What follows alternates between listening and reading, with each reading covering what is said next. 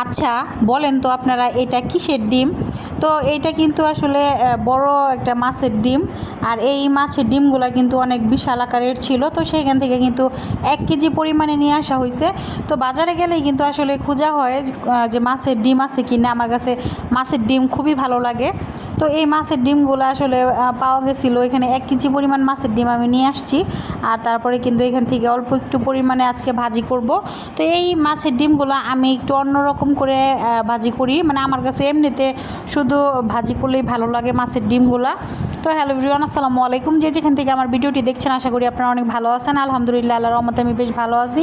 তো এখানে ফার্স্টে আমি মাছের ডিমগুলোকে খুব ভালোভাবে পরিষ্কার করে ধুয়ে নিতেছি। তারপরে কিন্তু উপর থেকে দেখেন অনেকগুলা মানে পর্দার মতো আছে, তো এগুলা খুব ভালোভাবে পরিষ্কার করে নেব। আর তারপরে কিন্তু মাছের ডিমগুলাকে আমি সুন্দর করে ভেজে নেব। তো যখন ভাজবো তখন কিন্তু মানে খুবই হালকা হালকা আঁচে ভাজতে হবে। আর এদিকে কিন্তু আমি পেঁয়াজ, কাঁচামরিচ আর রসুন কেটে নিয়েছি। তো এগুলো মাছের ডিমগুলোর মধ্যে দিব। আমার কাছে আসলে এই স্টাইলে মাছের ডিম ভাজিগুলো অনেক ভালো লাগে। তো আমার স্টাইলে আমি ভাজি করতেছি। তো আমি কিন্তু বিভিন্ন রকম করেই খাই, ভুনা খাই, তারপরে আলু দিয়ে ভাজি করে খাই। তো আজকে শুধু এমনিতে কাঁচামরিচ পেঁয়াজ দিয়ে ভাজি করব। এইভাবে ভাজি করলে আমার কাছে মনে হয় একটু বেশি মজা লাগে।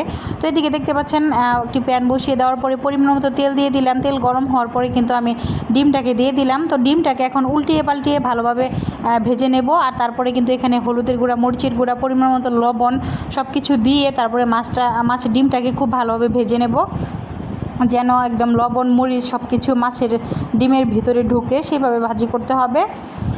তো এটা কি অল্প অল্প আছে, তারপরে কিন্তু ভেজে নিতেছি। আর এই পাশে কিন্তু ডিমগুলো যখন হালকা ভাজা হয়ে গিয়েছে তখন কিন্তু এদিকে আমি পেঁয়াজ, রসুন আর কাঁচামরিচ কেটে রাখছিলাম ওইগুলো দিয়ে দিলাম।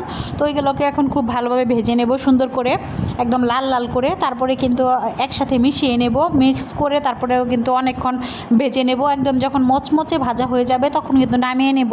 তো এরকম করে মচমচে মাছের ডিম ভাজা খেতে কিন্তু অনেক মজাদার লাগে। তো আপনারা কিন্তু এইভাবে ট্রাই করতে পারেন, আশা করি আপনাদের কাছে খুবই ভালো লাগবে।